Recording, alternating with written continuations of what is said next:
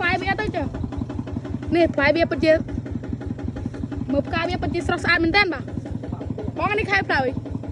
នេះស្គាល់អានេះផ្លែ3ញ៉ាញ់សោះអូបងប្អូនបាទពិតជាអូមែនតើបាទមើលទៀតណាមើលទៀតបាទតាមហ្នឹងអត់មានអីទេនេះអូម្ដងទៀតអូបងប្អូនអានេះផ្លែពិតជាច្រើនមែនតើបាទអូនេះទុំវាហ៎ទុំយើងអាចញ៉ាំកើតណាបងប្អូននោះបេះទៀតបងប្អូនយើងកុំអត់ចោលបងប្អូនឃើញយើងចូលពេលបងប្អូននេះទុំហូបកើតទេបងប្អូនបាទអាចហូបកើតទេបាទបីមកបាទផ្អែមហ្នឹងផ្អែមមែននៅមើលបាទអូបងប្អូនគ្រឿងផ្អែមមែនតើណែបេះអស់ហ្នឹងបងប្អូននេះផ្លែវាច្រើនបងប្អូននោះ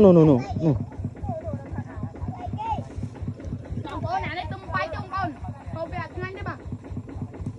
អាបាយច្រើនឆ្ងាញ់បងប្អូននេះភេបងប្អូនអូ my god ជ្រក់បាត់បងប្អូនបាទខ្ញុំសុំបិទវីដេអូទៅត្រឹមនេះបាទបងប្អូនបាទបាយឲ្យគេមើលតិចមើលនេះវាទឹមបាញ់បងប្អូនអូយបាយពិតជាល្អមែនតើបងប្អូនបាទបាយបងប្អូនបាទ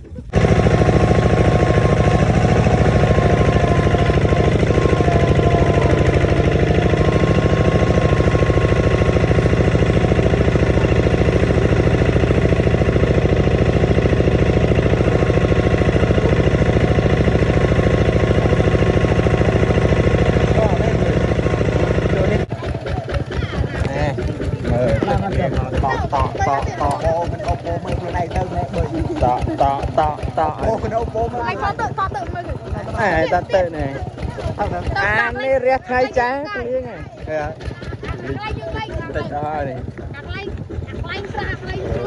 អូ shit ព្រៀងបាត់ថ្ងៃនោះអានទំនូអូព្រៀង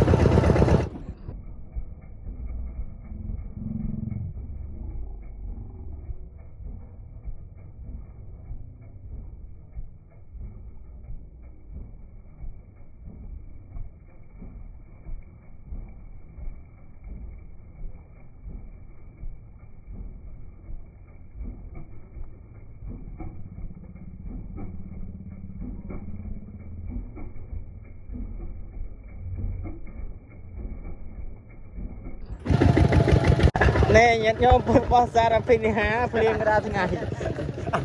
អើនេះញោមភ្លៀងក្តារថ្ងៃធម្មតាទេណា